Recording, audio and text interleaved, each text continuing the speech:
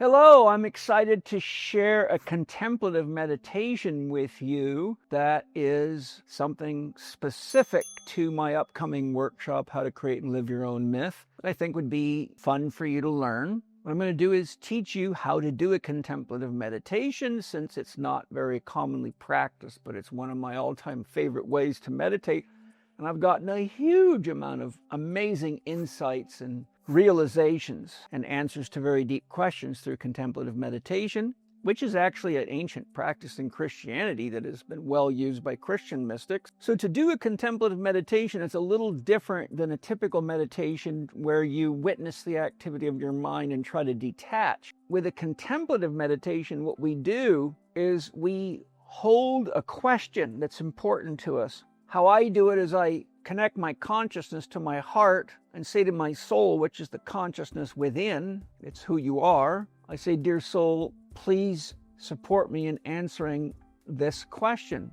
One definition of myth is that myth is something that never happened, but is happening all the time. I would like a deeper understanding of how a myth is something that never happened, but is happening all the time. And I would also like to know how that's relevant to my life. So I begin with that, and I hold the intention. When you have an intention, you take unconditional love or pure potential and you put it into tension, because asking a question produces the effect of desire, which is a drawing force. That drawing force with that intention, which is that question, is what pulls the information from the totality of big mind, or the whole of all that is, or the creative intelligence behind the universe. All of it can answer the question as an intuitive insight or as the flow of spirit, which shows up as thoughts in response to the question.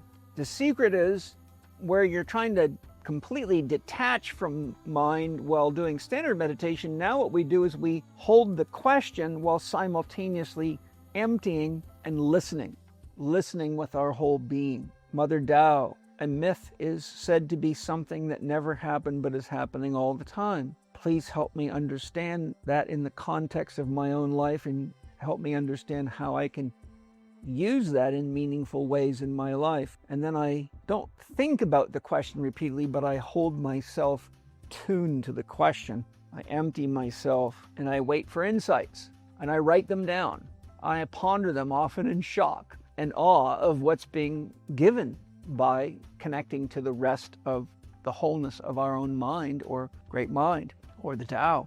Now what I'm going to do is I'm going to do another video to share what I feel is the definition or the reason that myth is defined as something that never happened but is happening all the time. But I'm hoping that you will do your contemplative meditation, which is practice for what I'm going to teach you in my How to Create and Live Your Own Myth online workshop, and then you can compare what you find through your contemplative meditation and what I found through mine, and I think that'll be a fun sample of what's to come in the workshop. If you want to learn more about this amazing workshop, look at the link in my bio. Sense what you feel in your heart as you're reading the description of the workshop. Know that you'll get to be with many amazing people that are very committed to their own spiritual growth and development, and are the very people that are going to make the world a better place for all living beings by becoming more conscious and becoming leaders in the world. So thanks for joining me today. Hope you enjoy the contemplative meditation. Look forward to sharing more with you very soon.